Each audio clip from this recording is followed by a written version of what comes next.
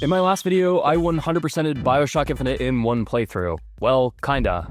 For that challenge, I only focused on the 50 base game achievements and didn't touch any of the DLC. So today, I'm gonna get the remaining 30 achievements, and if you've played this game before or gone for them yourself, you might know how difficult some of them can be. Or really just one of them.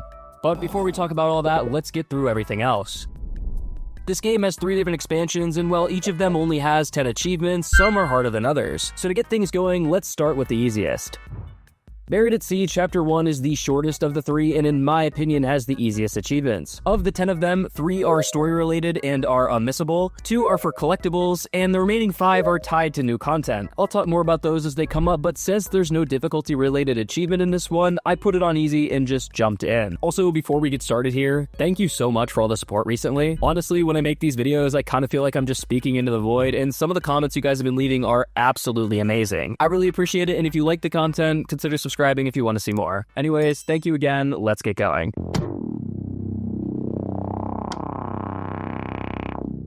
The DLC starts with us playing as a Booker from a different universe, where he's a private investigator living in Rapture. We wake up from one hell of a bender to Elizabeth in her office asking for help finding a certain girl. Sounds familiar. Leave me alone!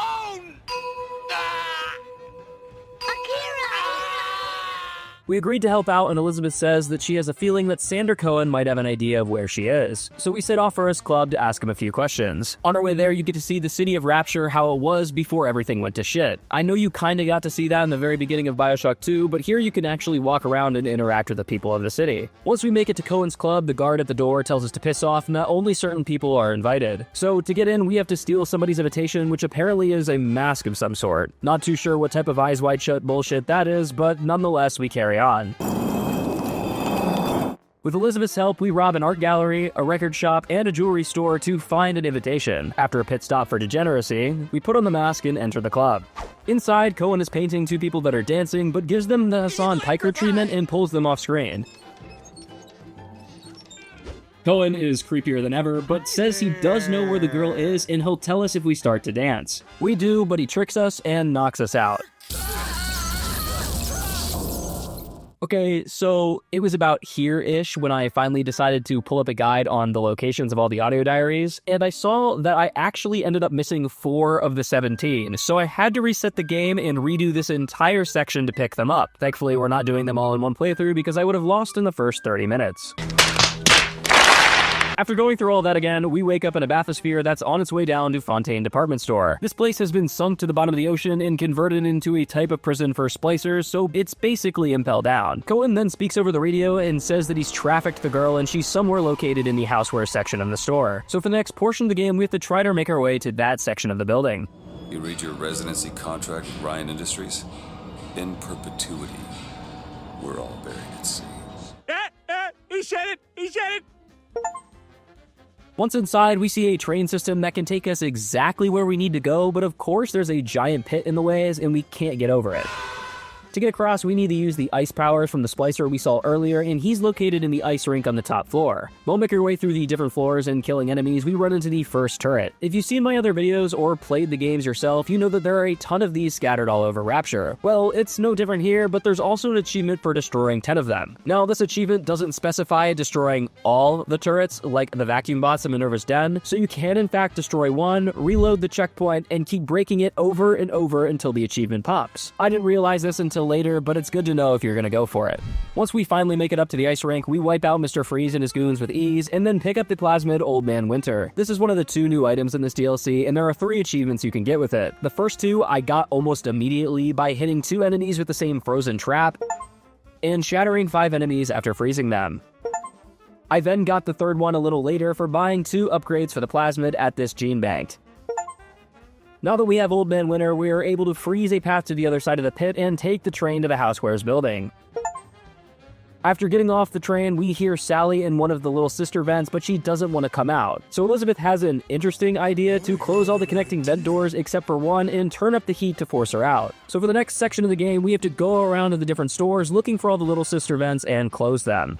While searching for these, we find a new weapon called the Radar Range, which looks like something you'd pull out of the mystery box. This microwave with a trigger shoots a beam of light that turns splicers into a fine red mist. Not only is this gun super fun to use, but we also need it for 2 achievements. The first is for making 5 enemies explode, which is quite simple and almost unmissable if you just use the weapon.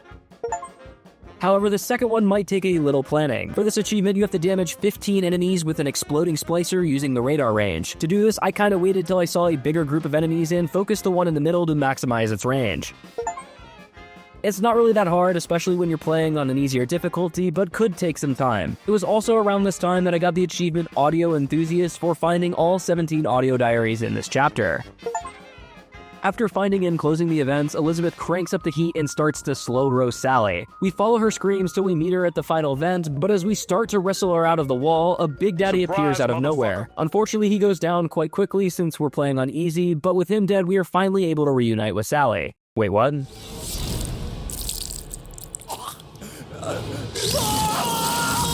Yeah, so turns out since the end of the base game, Elizabeth has started a hit list for every version of Comstock, and this is her final one. Instead of losing her pinky, this universe's Elizabeth was killed during the portal exchange, and since then, Comstock couldn't live with the guilt, so he had his mind wiped and moved to Rapture. So once Elizabeth gets her revenge and this universe's Booker is dead, Buried at Sea Chapter 1 ends. Now, honestly, I didn't think the DLC would just end right there, so I ended up missing the achievement for destroying 10 turrets. However, when I loaded into the last checkpoint to look for the ones I missed, it luckily popped after breaking the first one I saw.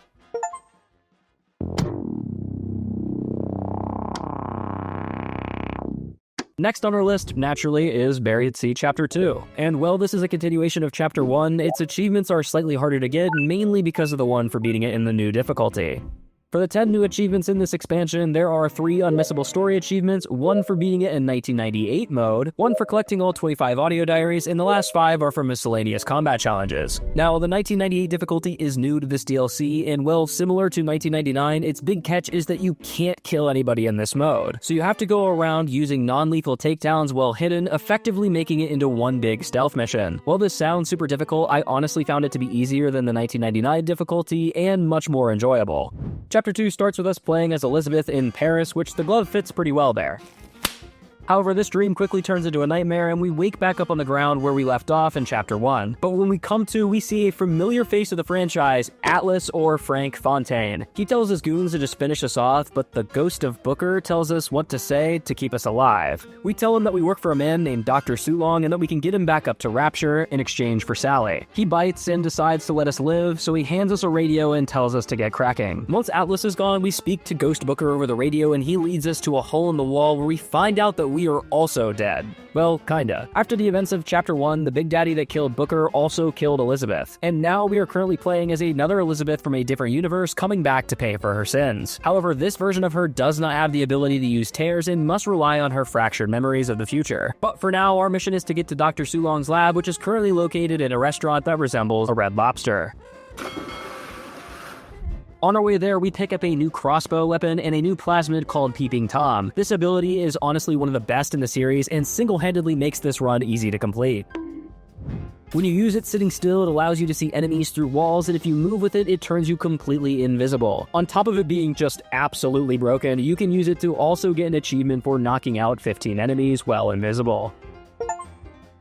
Once we finally break into Sulong's lab, we discover that he has actually been in contact with Think from Columbia, and they have been sharing information through a tear device. Unfortunately, it's not operational right now, so we have to go and find the 3 parts needed to repair it. One can be found in a vending machine, another in a bathysphere, and the final one is just the plasmid Old Man Winter to cool the machine down. While collecting the parts, I was able to get a few achievements, 1 for knocking out 3 enemies after dropping from a freight hook, 1 for getting 5 noisemakers after picking locks, and then another for knocking out 2 or more enemies with a gas bolt. Then once we reassemble the machine, it opens a tear to Columbia and we jump in. What we are looking for here is a quantum levitation device, which is used to keep the buildings up in the sky. But now we need one to lift Fontaine department stores from the bottom of the ocean. After we steal one from an airship, we find out that this is the same timeline as the base game, and Daisy Fitzroy was never evil. Turns out she had a conversation with the twins explaining that her purpose was to turn Elizabeth into a killer, and she was no more than a cog in the machine. When we return back to the rift, Dr. Sulong refuses to let us through until we get him a lock of hair from Think's lab. A strange request, but I guess everybody's got their thing. This section of the game is pretty straightforward. We spend time solving puzzles, killing enemies, and picking up audio diaries until we find and collect the piece of hair. However, we do get introduced to a new plasmid called Ironsides. This ability is similar to Return to Sender, but instead of throwing the damage back at the enemy, the absorbed bullets give you ammo. And if you collect 20 rounds of ammo with this plasmid, you can pick up another achievement. Once we return, we give the lock of hair to Sulong and start making our way to the top of the building to place the levitation device. But after we do, Fontaine expectedly double-crosses us and strongly recommends we take a little nap. When we wake up, 2 weeks have passed and Fontaine and his men are back to Rapture and have started the Raise Hell. He rambles on for a bit, talking about Sulong's secret project called the Ace in the Hole, and when we tell him that we don't know anything about it, he threatens us with the old Mine Eraser 9000. We still tell him to fuck off, but when he threatens Sally with a lobotomy, we fold like a lawn chair. Let me tell you something. Let me tell you something. All right. Let me tell you something. Let me tell you something. In our mind, Ghost Booker helps us remember that we've seen the Ace in the Hole's location behind one of the tears, and we tell Fontaine that we can get it for him. So he lets us go and we set off to get the Ace in the Hole. Now, this is the final section of the DLC, and you can't really do anything other than walk around and interact with story-related items. However, we do end up finding the final 2 audio diaries and get the achievement for collecting all 25. You know, as I'm writing this, I'm realizing that I'll never need to collect another audio diary or voxophone again. It's honestly kind of sad. After we collect a slip of paper, we make our way back to Fontaine, where we discover that the Ace in the Hole is the phrase, "Would you kindly?" Oh, great heavens! Yes, BioShock Infinite this whole time has been a prequel to the first game, and this DLC was the events that led to the fall of Rapture. It's then revealed that neither Booker or Elizabeth were supposed to be the main hero of the story, and that role was to fall into Jack, the main character of the first game. So with our mission complete and Fontaine not needing us anymore, he kills us, and the DLC ends with Fontaine talking about staging the plane crash. Then, once the credits roll, we get both the story and difficulty achievements.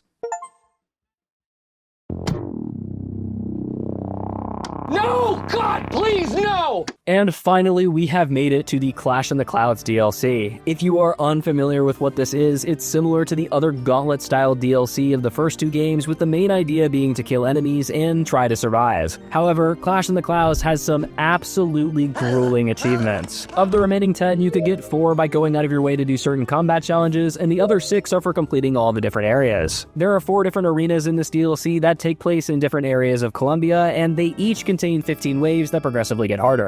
When you kill enemies, you get money that you can spend on extra lives, weapon upgrades, plasmids, and anything that might make it easier to get through the levels. 2 shots of vodka.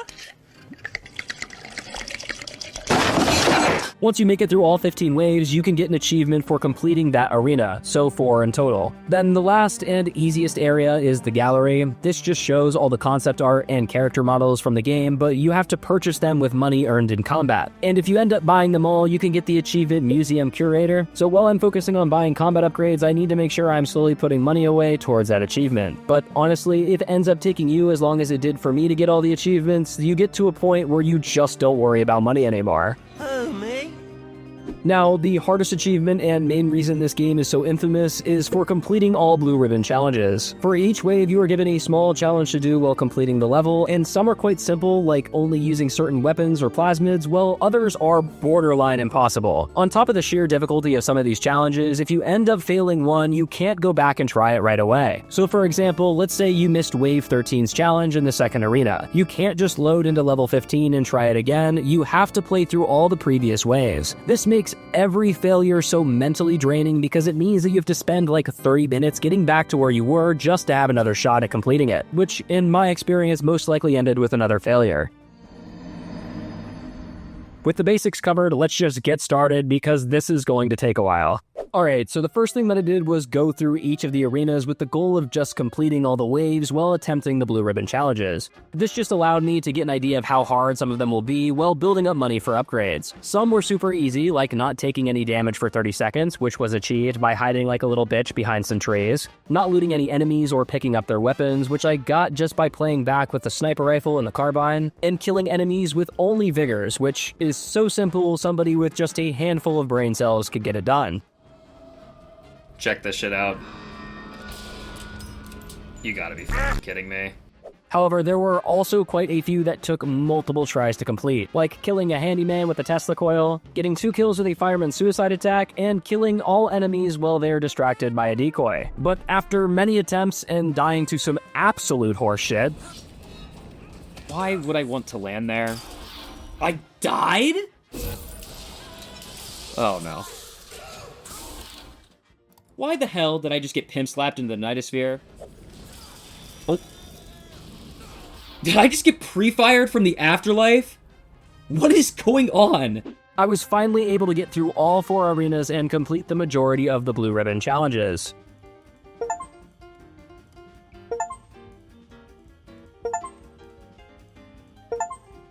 Now, from here I decided to go for all the combat challenge achievements while I was trying to get back to the waves where I failed some of the Blue Ribbon challenges. Starting with Rope-a-Dope. This is achieved by pushing an enemy with Undertow close to the edge of the map, pulling him back, and then once again pushing him off the edge for the kill. Simple enough. Next is Sergeant at Arms. This one is easy, you just have to get a kill with every weapon and every vigor, so keep in mind which ones you have and haven't used, and you'll get it eventually. The next one is called Missile Defense System, and you get this for killing an enemy by shooting a rocket out of the air. Now, my dumbass took this literally and thought that I just had to kill somebody with a rocket launcher while falling.